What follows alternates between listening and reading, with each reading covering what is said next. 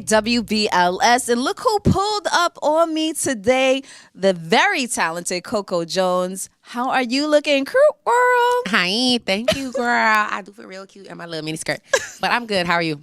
I'm amazing. So there's so much to talk about because I feel like you're like a jack of all trades, and we're gonna kind of get into it a little bit because I'm like, well, what don't you do? But obviously, like the singing, the acting. Congratulations on the EP going #1. Thank you. Okay, how did that feel? Was that a moment for you? It was literally such a moment. I was so overwhelmed because people don't even know that I had edited on my vision board.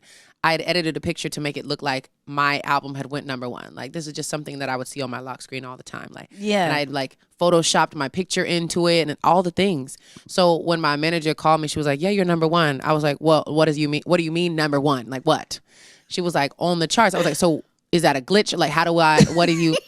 It was just so overwhelming that I could screenshot what was I had edited on my vision board for all those years. Like, I was literally crying, girl. Well, I'm a believer in vision boards too. I'm a big manifester. Absolutely. Like, absolutely, I will speak something into existence like all the time. Absolutely. So you wasn't real. Were you shocked though? Because it seems like you always do vision boards. So do you see that a lot of the things you put on your vision board has already come to pass? I was shocked. A lot of the things on my vision board are starting to come to pass now. Yeah. Like over the last year and some change. And I'd be shocked every time. And you like, yo, this is really working. I'm like, this is really real.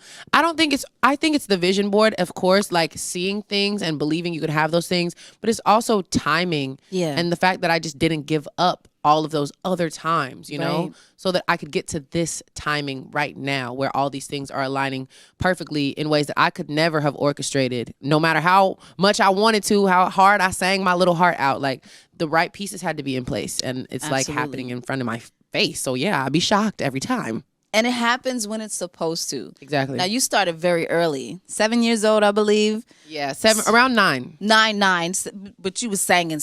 So you grew up in the church. I did, yes. My family, we grew up like in a very religious background. But I would say it was more my mom that was really into it. Okay. And my dad was like, "You do what your mom says." Okay. But it wasn't like a sheltered life because, you know, sometimes the church kids, they be like, well, you can't listen to that secular music. It was giving a little sheltered. It was definitely giving a small shelter. Yeah. But then I also stopped going to real school around high school. So that's when everybody got rebellious, and I missed the cue. I was over here giving like, okay, well, I'm gonna still do these things because I would think that those things were equations of it getting good things. I'll do these right rules and I'll get good things. Yeah. And so then when I didn't get the good things, I was like, well, hey, they're having a lot of fun over there, and I'm over here waiting on, you know, a blessing to drop from the sky. Right. And honestly, that's just not even how life works. You can be a great person and still, this is the world, and sometimes bad things will happen, you know? So I was looking at things a complete wrong way, but we were sheltered. My siblings definitely got out the shelter way before me. But yeah. How come they get to go outside? Literally, I was like, you guys do what? Them finally telling me, because I was always like the goody two shoes. They told me stuff mad late. I was like, what the hell? I was over there sitting inside. But you, so you were originally going to try to go the gospel route, but then you was like. I mean, I started so young that I was going to go wherever my mom was going to take me, you know? I didn't have like a creative strategy. It was all my mom just thinking, okay, she wants to sing. First thing we're going to do is try Christian music. Of course, like logically. And I would see that myself. If it was my daughter too, I'd be like, okay, we'll go this route first. But when I tell you, none of the doors would ever open. It just wasn't giving. It's harder to get into the gospel industry than it is. It's crazy. The secular side. They're very strict about who they let into the club. Don't come for us, church people, but you know, we just saying. I ain't mad at it. Yeah. But it just, I mean, from experience, I was like, why is this not a thing? What is going on? Yes. But also, you know, a lot of different factors. I was young and didn't really know my voice. So new, no credentials, no resume. So I don't know. It just didn't work out that way. Do you ever go back and watch videos when you were younger and just hearing some of the notes like, oh, I did that, or ooh. Absolutely. Some people, they look back on like their child acting stuff and they're like cringed out. But I look back like, you better sing down to the ground, no frown. Because I was giving it everything it needed to give.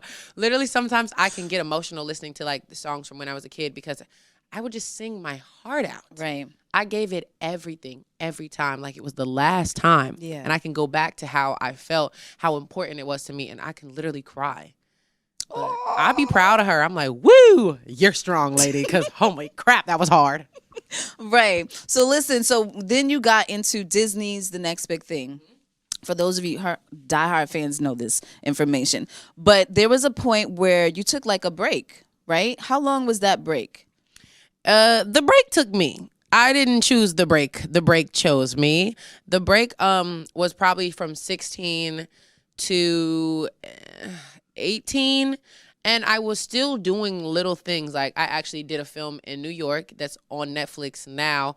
I had done this independent film where I played like a jazz singer and I sang like an Etta James song. Okay. But like it wasn't the momentum that I had experienced when I did the Disney stuff. Right. It wasn't the world seeing my face because of marketing and the channel being so powerful. It was like start from scratch. You just did this little job that'll hold you over. Start from scratch. You know what I'm saying? Like it just wasn't the same at all. So it was a break. I did little things. Like I would say maybe one thing a year and I'd be like, thank God.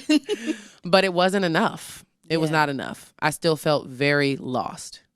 But what did you learn in between that time? Because when you go back and you think about it, like, you know what?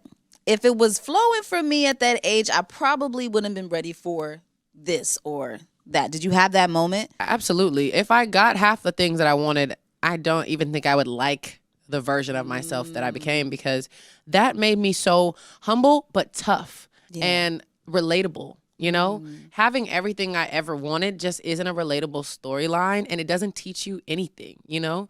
So I learned a lot about who I really am, where my value comes from, because if I'm placing it in these jobs, when they don't come, I feel low, I feel purposeless, I feel unvaluable. That cannot be how I live my life for the rest of my life in this inconsistent industry. So I learned where to place my value. I learned about boys. I learned about love. I learned about other things. Okay. that I didn't know about, that I had never experienced, that I didn't even have those opportunities. You got a chance to be a chance to be a kid, a teen, an adult, an 18-year-old. I mean, I learned also about my relationship with God and who I really think God is. If I'm scared of him or if he's my friend, because I can't live in fear that if I mess up, now I won't get something. Now the job will definitely not come, or it's because I didn't pray hard enough. Like, that's just not fair. Like, I just don't think God loves me that religiously, strictly, you know? Yeah. So I had to figure out what I really believe and why, you know, and who God is to me. Who is he to you? That's my nigga for real. But I'd be like, Christ, what is going on? This is so ghetto. Or I'll literally be talking to him. I'm like, you got to help me because I'm nervous right now. I don't know how this meeting's going to go. I just talk to him like I do. Like if he was my boyfriend or something, I'd be like, oh my God, I'm so pissed off right now because why would she say that in this meeting? You know what I'm saying? Or I'm like, are they going to call me back with a job? I'm nervous. Can we figure this out? You know what? Just take the nervousness away from me. I don't even care anymore. I don't care. Okay, I do care. You got it. I talk to him like that because I feel like he's my friend. And that's how it should be. It has to be like that. Yeah. Because who else is taking this pressure? Not me. You got it. You got it. That part. We should all have some type of relationship with him like that where you could just talk to him about anything. Yeah. Because he'll give it to you. Mm-hmm. He'll give you the right things. Maybe not everything you ask for. Because he's also not, it's not like he's like, I'll do what you say. Right. You do what I say. It's the best way. Right. And if you don't want to do what I say, I'm still going to love you, but that's going to hurt. And I'd be like, ooh, you was right. You're smart. Right. Next time I'm going to do what you say. Good looking out. You know what I'm saying? So fast forward. You go on this break. The next thing you know, you come back, you trending. TikTok got you popping. And it's like... That's literally what happened. I mean, I'm telling you, that's literally what happened. At the time, I was very like down bad. I was in a relationship that had nothing. I was just down bad. And I was like, maybe I'll just be his wife. Like, I'm done with this. This industry hurts. It hurts me. And I remember I had seen on Twitter, they were like, what happened to Coco Jones, man? She was supposed to be next up. And I showed it to him. I was like, look what they're saying about me. I hate this industry. It hurts me. And he was like, respond to it. And I was like, okay. So then I was like, y'all want to know what happened? That tweet went viral. Then I told the story on YouTube. They took the clip. The clip went viral on TikTok. Oh, now wow. I'm like, what the hell is TikTok? So now I'm looking at TikTok and I scroll and I see some guy go, if I was on this song, I was like, okay, I can do that. And I go, if I was on Hit Different by SZA, That goes viral. SZA hits me. Executives hit me. Wow. They all look at the cover. Then they go look at the video. And then they're like, we had no idea any of this was going on. Here's this connect. Go to the studio with this person. Da-da-da-da. This person wants to meet you. We didn't even know. Like, what the hell? And I was just like, what? Yeah. I was ready to cash in the chips. Like, and now it seems like I get another shot. Yeah. Another stint of momentum and relevancy. How? I have nothing. Right. It was shocking to me to watch as a kid, like my engagement so high and to see it go down and down and down. Like traumatizing to watch. Right. For it all of a sudden to be a resurgence, like all overnight it seemed. I'm telling people like, and then I get new acting management. They're like, you need to audition for the show. It's called Bel-Air. I'm like, I don't know, but I do it. I get the job. At the same time, I meet a music manager who's like, I can get you a deal. I signed a deal with Def Jam High Standards, my joint venture. I mean, it literally all happened in like 6 months compared to 2 years of absolute uncertainty. Shout out to my guy J-Dot. That's the homie right there. Oh, okay. We used to work together with Yellow Wolf Oh my long time ago. gosh, That's the homie. Yes. Aw, I love that though. So obviously everything happens in its time. Yeah. You know, and a lot of times Disney stars, they do kind of lose it because you do get, you know, lifted up on this high horse and then all of a sudden everything's wiped out from under you. And then it's like, oh man, I'm back down to reality. And some people can't like shake that. Yeah. Do you feel like you're prepared now because you're moving, baby, and you're moving quickly and things are happening for you fast because you're walking in your purpose. Yeah. But in case something ever happened to where, you know, things did slow down, do you feel like you know how to keep your mind balanced and to, you know, you're not feeling what you felt before? Absolutely. I always know that I'll never go that low again. But I had to get that low to figure out how to never go back to that mindset. If things were to ever go away, I would never stop hustling and never stop dreaming and never stop expecting big things like I did that time. That was like I was paralyzed with fear. I didn't even want to create because I knew it wasn't going to go anywhere. Like it was just too dark. You know, I was just waiting out the clock like this, you know? But I would go out and I would party and I'd be with my friends and like I'd have these fun moments, but I'd always in the back of my mind feel like this. Just waiting out this. Like I felt like I saw this clock and it was just ticking. Time was running out and I can never go back there. Right. There's also so much else to life that I will experience if these things ever go away. I'm going to live my life. I can't pause my life. This can't be my life. Right. It's a job that I enjoy. It's a passion. This is not my life. This is not my identity because that didn't work for me. You know what I'm saying? So I would figure it out. I have figured out how to not go back there and to take everything by piece. Like all of this momentum now, I'm constantly checking with myself to be like, we appreciate and we're grateful, but don't let this make you who you are. Yeah. Don't forget who you are. Yes. You know? Because it has nothing to do with this momentum. Everybody's just catching up to what I already knew about myself and what people tried to make me doubt. Yeah. So just stay locked into who that girl was in the dark now that you have all of this spotlight. I love that. You are so mature for your age. Some people don't make these realizations until they're in their late 30s, early 40s. Mm-hmm. So kudos to you for figuring it out early. Thank you. Because now you get to live your best and authentic self. Thank you. Your authentic life. So Thank I you. love that. Okay, so you mentioned Bel-Air. Yes. First of all, you kill this role, all right? Thank you. Hilary is so you, this new and improved, revamped, reimagined. Like, did you initially come up with like how you wanted to portray Hilary, or did they say like this is what we want? Because it's totally opposite. It is opposite, and it's so hilarious because when I auditioned, I was very reluctant to audition because I thought a reimagining meant doing everything the same way. So I'm like, well, why would I audition when Hilary was light skinned? What? Like, guys, like we're setting ourselves up for a rejection. Well, Viv started off dark skinned and then she went light skinned.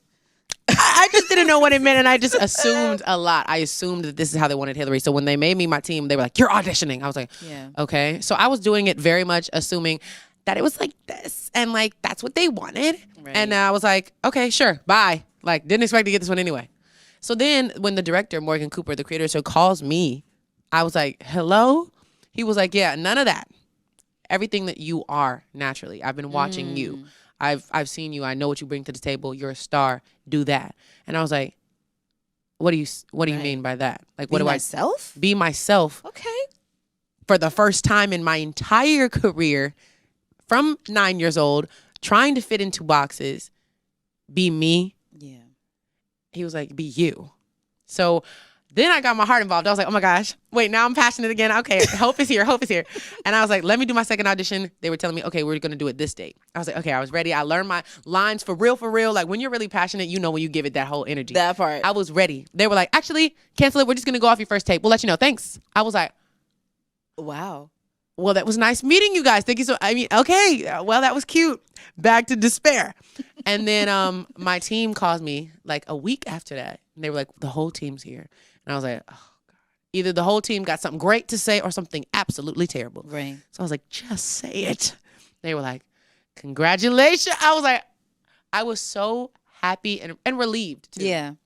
Because in this world, there's no structure. In the acting entertainment world, there's no structure unless you get a job. A job is like, here are the dates you're working from. Here's the times. Here's the location. You go to this place every day. You see these people every day. You're doing different scenes, but there's so much more structure. And it just feels so much more safe. Right. So it's like sigh of relief. Like finally, I get some peace of mind up in here. Right. A steady check. The acting world can be. Hello. You waiting on gigs. Some people be. Hello. Uber Eats in Waitressing, the meantime. You know what I'm saying? I have a little sign, nigga. I don't know Right. what's going on?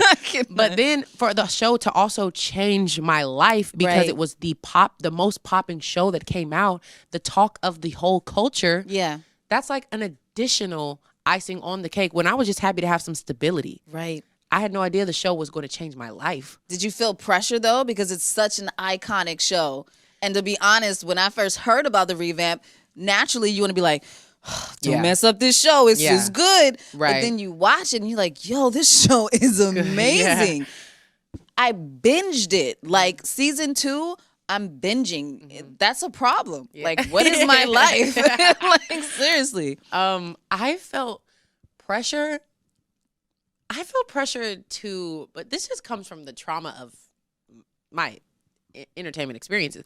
I felt pressured that they were going to change their mind about me. Wow. I felt pressured to make sure that they still liked me, you know? When I got there, I was like, you know, don't change your mind, you know? Like just scared to lose it. Now you have something good, scared to lose it. Of course I wanted the show to do great. I wanted Black people to like the show. We made it for Black people. Right. And then once I got over my fears, my own thing, then it was like, are they going to like the show? Are they going to accept and support us? Because if they don't, who, you know? Yeah. And that was the next part of my nerves, but. It's crazy what the mind can come up with. Okay. And how self-limiting it is, you know? So self-limiting. And that's why I really try to teach this every time I get the opportunity to speak. Like, be conscious of your subconscious thoughts. Like, that's a job in itself to think about what you're thinking about. And to stop things in their tracks because sometimes they just get so repetitive that you don't even flinch. You know, you're desensitized to terrible truths you tell yourself. That cannot go on, you know? Yeah. But yeah, it's no joke. I love that. So have you talked to Will or like the original Hilary? I did get to talk to both, of course. Will is such a star. He's so captivating. And honestly, Jabari reminds me a lot of him. Sometimes he does stuff and I'm like, now, did you do that? Because we'll do that. But he's really just being himself. Like, he's also a very much like charismatic star type of energy. And then I did get to talk to Karen Parsons. She told me, she was like, I'm very particular in like the things that I like. She was like, but I really support what you're doing with Hilary. Like, you really made her your own. I love that. She gave you a little Hilary with it too. She did. I was like, I was like, yes. But no, she was really supportive. We had a great little conversation. I love it. Okay, so you have your acting. You have your singing. Let's get into the EP. Okay. What I didn't tell you. Period. That's a caption right there. Okay. Because there's a lot we don't say in relationships. One, have you gotten your heart broken before? Absolutely. ICU is the heartbreak. What I try to do with What I Didn't Tell You is give you a bunch of different stories that make up me. Yeah. Like if somebody never knew about me, these are the stories I want them to know off rip as I'm introducing myself. And then different genres. So that my audience who does know me, what songs do they like the most? Do they like the bops or do they like the soulful? Like that's why everything's like a little different sonically. Yeah. Because I'm still figuring out my sound and what my audience engages with the most. I love that. So, okay, would you date someone just being on the outside looking in, you know, and you see people who do their public relationships? Would you date someone in the industry? And if you did, would it be public or would you keep it to yourself like some people? I'm never going to say never because I don't know if I would never. I think if I were to go public with anybody, it either would be strategy or life. It's for lifers or it's for strategy. But we'd have to both agree to that. Right. It's just the internet is so permanent. It is. And nosy. Nosy. I don't even know if I'd want to pop out with somebody strategically. I don't even know if I want them associated with my name for the rest of my career. I think for me, it's like, that's not even safe either. If I was going to pop out for life, it'd be popping out with a wedding ring. Because at least I'm like, even if the nigga blame me, like everybody saw, the last name was changed. But no, for the most part, I think it's just smarter for me to like make a name on my own. And then if people find out about my relationships, it's after I already have a name myself. Right. That would be ideal. I love it. Okay, so when is the album coming? Because we got the EP, and so we're like, all right, cool. This is the appetizer. We ready for the entree. When can we get a little taste of the entree? Well, honestly, I want to have my debut album out this year. I feel like this summer. I mean, especially if I'm trying to be on somebody's tour, I would love to have songs for my album. I have to get into album mode. I've been doing a lot of catching up because I've been filming, so I didn't get to do all this press. Like, finally making it to New York and London and these other places where I need to be to promote my EP. So once I get out of this stage, then it's album mode, you know? Right. And if it's up to me, it's giving July. That would be my ideal. Okay. June, July. I mean, we'll take that. Okay. All right. And so if you could do a collab with somebody, just your dream collab that you're like, you know what? I want to get them on this album and okay, it's perfect. Honestly, of course, I'm going to say Beyonce. It's just, it just is what it is. I think she's the epitome of everything that I want to be, the longevity that I want to have, the type of respect that I want attached to my name. So I would love to do a song with her because it would be a bop, but also I would probably learn life-changing lessons just being in her energy. I also think I would want to do a song with like a more pop artist and cross over in that lane because I want to be international. Yes. So who? Maybe it would be somebody crazy like Billie Eilish, like something just that's a bop that crosses genres. So now it's like I'm R&B and I'm on your favorite pop stations she's too. Like, don't put me in a box. Don't put me in a box. So I'm you don't everywhere. like boxes? No, I'm everywhere. Just like I'm everywhere. How you said it's up with me? What? I would do a song with Glorilla too. She's that girl. And I know that you used to rap. So would you rap? LOL. Ever since that Wildin' Out video has followed me through the interwebs, I don't know, because I feel like the girls that be rapping be singing sometimes. So I might be the girl who be singing who be rapping sometimes. Beyonce do it. I know that's right. It would give like rap talk. Maybe like a sing talk rap. We just came up with the new format here. It's called rap talk. Rap talk. Wait, what would that sound like? You know how Beyonce does it? She's like, they call me Houston, Texas, in the you know what I'm saying? Like, it's like a rap talk. It's like that's not singing what you're doing. It's rapping, but you're also talking. So right. Maybe that. Or maybe I would do like sing rap like Drake be doing sometimes. I like it. Rap talk. Sing rap. Listen, the sky's the limit. We're in a whole new generation, a new sound. I love this new sound, this new wave. Who, besides Beyonce, who were you listening to growing up that you was like, you know what? I want to sing, mama.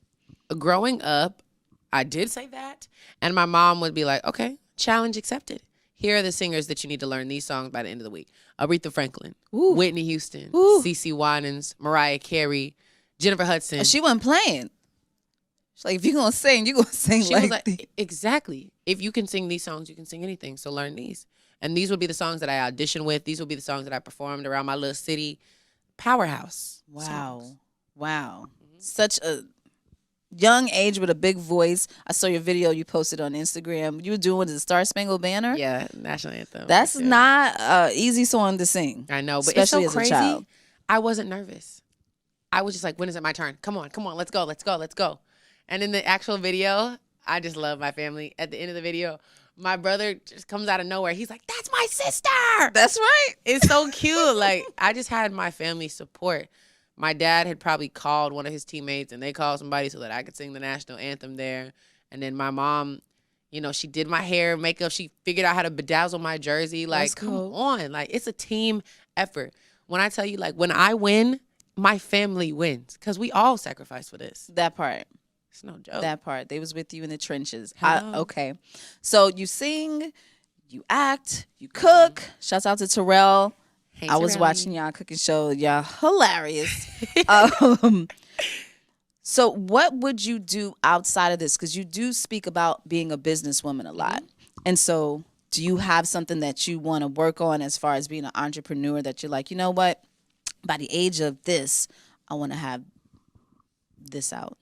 By the age of fill in the blank is always such a treacherous sentence. I've done it for so many years and it never ends up being that age. Yeah. I do want to do something in philanthropy. I'm really big on educating Black women. I want to have something where a bunch of Black girls can come. They can learn how to do their hair, makeup, health, mental health. They can learn about other career fields. I'll talk about music. There'll be lawyers. There'll be doctors, all these career fields. And then they just leave with tools to survive and thrive in this world, you know? I want to do that at some point. I mean, the sooner, the better, because it's been a thing that I've wanted to do since I was a little kid. But I think it also comes with, like, power and my name being of higher status. And, you know, like brands and everything like that, wanting to get behind me so that I can get behind my Black girls. Yes. And that just comes with me establishing myself more. Sounds like an empowerment conference that you do every year. I think you something like could that for totally sure. do that. Yes. Absolutely. Absolutely. I love that. Okay, so I want to know, do you have any hidden talents or like something you're really good at that you could brag about? I was going to say singing with my mouth closed. Wait, what? But I learned that from Jessie J. Jessie J does that, bro. But I was like, how does she do that? I don't know. I be trying to figure out new hidden talents because I swear I done told y'all everything about me. But what are you really good at that you could brag about? Like if it's playing a sport or a You know game? what? I'm really good at like doing hair and makeup. Because I had to figure it out because, you know, when you're a Black girl, them edges was fried, dyed, and laid to the side, and I was just tired of it. So I know how to make my own wigs. Like, I know how to, like, literally do the whole customization. Like, I can really go there. Let's go. Like, I would literally do all me, my mom, my sister's hair. Like, I would do it all. Yeah, so that's probably something that's really surprising. That's dope. Yeah. Okay. All right. Did you get them from YouTube University? I did. know it. Listen. You know it. Bachelor's. Summa cum laude, baby. Okay. YouTube was literally the girl. It is. And is. And I feel like the women of today, because, you know, before if you had a pretty face, people would judge you. Oh, she's not smart, not intelligent. But now you get this smart person, this person who could cook, clean. I do hair. I could change my tire. Ooh, changing a tire is, whoa, Hulk. That's hard. I don't live for that one. Wait, no? Hell no, man. What? Like the car is leaning. There's too much going on here. I'm just calling triple A. You know what? That might be a nice series that you could do. Coco tries or something like that. It could. And you just learn You know what? stuff. Me and Terrell did that for season 2. It's very much Coco. Me and Terrell tries things. Skydiving. I love it. Literally like bee harvesting, hockey. We tried a bunch of crazy stuff. Listen, you are a blast.